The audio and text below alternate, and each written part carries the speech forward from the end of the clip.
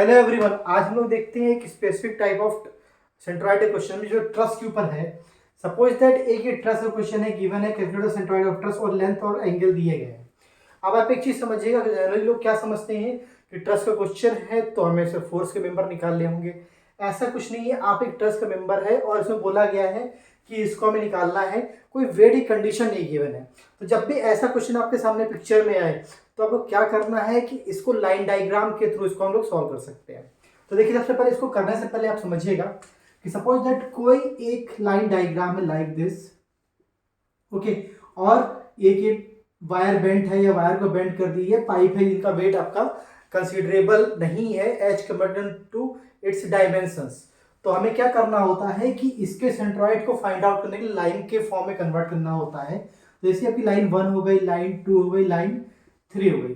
तो इसके थ्रू जब आप करोगे तो x बार की equation L1 x1 plus L2 x2 plus L3 x3 divided by L1 plus L2 plus L3 and show on for y बार हम लोग कह सकते हैं L1 y1 plus L2 y2 plus L3 y3 divided by L1 plus L2 plus L3।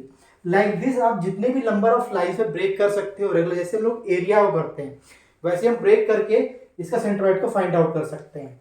तो वही चीज हमें यहाँ पर अप्लाई करनी है। और मान लीजिए कि हमारा ये ओरिजिन पॉइंट हो जाएगा, इसके बाद हम निकालना चाहते हैं तो लोग सॉल्व करते हैं। तो देखिएगा ध्यान से हम कैसे इस गिवन एरिया का सेंट्रोइड फाइंड आउट कर सकते हैं इस लाइन डायग्राम का, एरिया का नहीं, लाइन डायग्राम का जो ट्रस का मेंबर है। तो आपको सिंपली क्या करना है कि इसको नंबर ऑफ लाइन कर्व में ब्रेक करना है। मान लीजिए कि ये हमारा पहला हो गया, पहले अपने रेफरेंस बनाया तो this is reference X axis and this is reference Y axis, जिसके अबाउट हम सेंट्रोइड निकालते हैं ये हमारा ओरिजिन ओ पॉइंट हो जाएगा। आपको ये नहीं देखना है कि इसमें ज्वाइंट लगे हुए हैं तो हमें फोर्सेज को निकालना है। अगर सेंट्रोइड बोला गया है, फोर्स लगा है, तो भी आपको सिर्फ सेंट्रोइड कंडीशन को फॉलो करना है, फोर्सेस से हमें कोई मतलब नहीं है। तो देखिए हम इसको ब्रेक करते हैं। नंबर 1 लाइन डायग्राम हमारा ये हुआ, 2 हमारा ये हो गया, 3 4 आपकी चॉइस है नंबरिंग, आप किसको करना चाहते हैं, 5 6 7 8। आई होप 1 2 3 4 5 6 7 8 लाइन डायग्राम हो गए। तो हम इसको 8 लाइन में ब्रेक कर सकते हैं।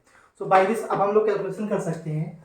तो देखिएगा L1 आपकी ये डायमेंशन है, देखिए 45 डिग्री है तो ये भी हमारा 45 हो जाएगा। ये 10 है तो ये भी 10 हो जाएगा। 10 और 10 पाइथागोरस है, 10√2 आपकी ये लेंथ हो गई, 10√2 आपकी ये लेंथ हो गई। So L1 is equal to 10√2, L2 is equal to 10√2, L3 is equal to the 10, L4 10, L5 10, L6 10, बाकी सारी डायमेंशन आपकी 10 है। तो L3 L4 L5 L6 L7 and L8 ये आपकी लेंथ हो गई। अब हमें निकालने हैं इनके x1 x2 x3 कंपोनेंट्स। सो x1 x2 x3 x4 x5 x6 x7 x8। देखिएगा ध्यान से, अगर लेंथ है तो अपने मिड पर, सिंपली मिड पर हम लोग सेंट्रोइड कंसीडर करेंगे। जैसे ये लाइन डायग्राम हमारा 1 है तो इसका सेंट्रोइड के यहाँ पर होगा। सो दिस इज 10√2, दिस इज 5√2। तो 5√2 का कंपोनेंट आपका ये हो जाएगा। सिमिलरली ये इसका 5√2 हो जाएगा, 5√2 कंपोनेंट आपका ये हो जाएगा। हमें एक्स और वाई के लिए निकालना है तो ध्यान से देखिएगा, हम ब्रेक करते हैं इसको। सो दिस इज डायमेंशंस। तो आप देखिएगा ये एंगल आपका 45 है तब तो 5√2 का cos 45, 5√2 का sin 45। आप देखिए हम इसको करते हैं, अब सिंपली 5√2 cos 45 या sin 45, sin 45 के लिए 1/2 √2 कैंसिल आपको हो जाएगा, केवल 5 बचेगा। तो ये भी 5 हो जाएगा, ये भी 5 हो जाएगा। याद रखिएगा एक चीज की, कोई भी लाइन डायग्राम है अगर उसका सेंट्रोइड मिड पर है तो इस डायमेंशन का जस्ट हाफ, इस हाइट का जस्ट हाफ होता है सेंट्रोइड यहाँ पर। Similar triangle border, this by this equal to this by this. तो अगर ये आधा है या ये आधा हुआ है तो ये भी आधा और ये भी आधा हो जाएगा, हाफ, ये भी हाफ हो जाएगा, ये भी हाफ हो जाएगा, लाइक दिस। तो अब हम इसके सेंट्रोइड को आइडेंटिफाई करते हैं। सो देखिएगा x1 ये हमारा 10 था तो 10 का हाफ 5 बचेगा। देखिए ध्यान से, अगर ये 10 था तो 10 का हाफ 5 बचेगा। और ऐसे ही आप देख सकते हैं दिस इज 5√2, क्योंकि 10√2 था तो 5√2 और 5√2 का आधा में से cos 45, तो आपका कंपोनेंट हो जाएगा, तो अगेन आपका 5 ही बचेगा, तो ये आपका हो गया 5। सिमिलरली x2 की बात करते हैं, इसका सेंट्रोइड कहीं यहां होगा, सो दिस इज 10 पूरा पूरा और 5 ये 10 प्लस 5√2। आप ऐसा नहीं करेंगे, आप इसको भी ऐसे ले सकते हैं कि देखिए ये आपकी साइड है, तो ये 5√2 का हाफ या फिर 15√2 का cos 45, तो अगेन ये आपका आ जाएगा 15। x3 की बात करते हैं, ये साइड होगा 10 पूरा पूरा ये 5 आपका ये, क्योंकि y एक्सिस से डिस्टेंस यहां से यहां तक की आपकी 15 हो जाएगी, सो x3 is equal to 15। x4 इससे सेंट्रोइड के यहां पर होगा, तो ये आपका हो जाएगा 5, क्योंकि ये आपकी y एक्सिस है, तो आपका हो जाएगा 5। x5 आपका हो जाएगा, ये साइड आपकी डायमेंशन है, तो ये आपका 10 हो जाएगा, तो दिस इज 10। x6 आपका कहीं यहां पर होगा, तो देखिए y एक्सिस पर ही रखा हुआ है, तो ये आपका हो जाएगा 0। x7 की बात करते हैं, तो यहां पर कहीं पर है, ये साइड डायमेंशन आपकी हो जाएगी 5। x8 की बात करते हैं, डायमेंशन कहीं यहां पर है, तो ये y एक्सिस पर रखा हुआ है, तो ये हो जाएगा ऑटोमेटिकली 0। नाउ हम बात करते हैं y1 की, y2 की, y3 की, y4 की, y5 की, y6 की, y7 की, y8 की।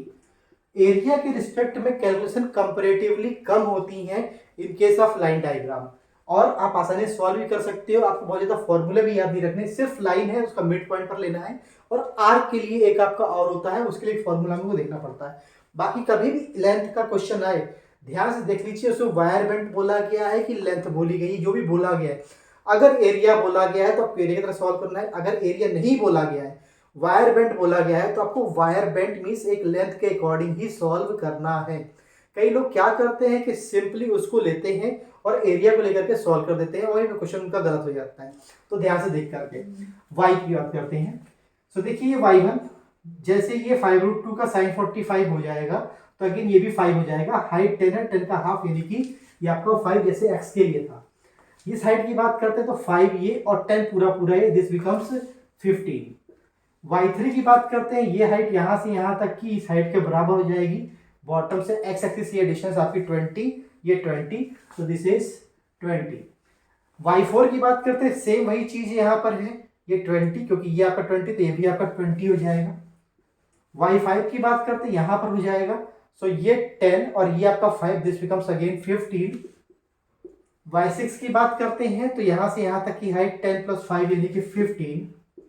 y7 की बात करते हैं, यहां से यहां तक की हाइट यानी कि 10, एंड y8 की बात करते हैं, यहां से यहां तक की हाइट यानी कि 5। अब आप सिंपली फॉर्मूले में पुट कर दीजिए, so summation x bar equal to sigma L I X I divided by sigma L I, और 1 से लेकर के 8 तक i इक्वल टू 1 to 8 आप लेके सॉल्व कर सकते हैं। y बार के लिए आप सॉल्व कर सकते हैं। तो सॉल्व करके आपको वेरीफाई करना है कि आंसर क्या आ रहा है। मेरे हिसाब से x बार और y बार की जो वैल्यूज आएंगी, दिस बिकम्स 7.168 एंड y बार की वैल्यू आ जाएगी 12.83 मीटर्स में। तो सेंट्रोइड कोऑर्डिनेट हम शो कर सकते हैं लाइक दिस 7.168, 12.83। याद रखिएगा ये हमारा है इस ओरिजिन के अबाउट जो हमें गिवन है। अगर एक्सेस गिवन है तो हम उसके अबाउट आइडेंटिफाई करेंगे, नहीं गिवन है तो हमने बॉटम मोस्ट पॉइंट यानी कि रेफरेंस इसको और इसको मान करके हमने सॉल्व किया हुआ है। आप इस क्वेश्चन को सॉल्व करके वेरीफाई कर सकते हैं। कमेंट बॉक्स में बताइएगा कि क्या ये आंसर सही है कि कुछ आपका एरर है। हम एक क्वेश्चन और देखते हैं सर, तो और थोड़ा सा क्लियर हो जाए। तो देखिएगा अगला क्वेश्चन जो है एक डब्ल्यू शेप का है। आई होप ये क्वेश्चन आपको थोड़ा समझ में आया होगा। प्रैक्टिस कीजिएगा और क्वेश्चंस की। एक आपका डब्ल्यू शेप का क्वेश्चन दिया गया है मान लीजिए, और हमें इसका सेंट्रॉइड को फाइंड आउट करना है। तो देखिए मैं क्वेश्चन को बनाता हूं। ये मान लीजिए कि एक है आपको गिवन है ये क्वेश्चन, एक डब्ल्यू शेप का है और एक्सिस आपको ऑलरेडी गिवन है।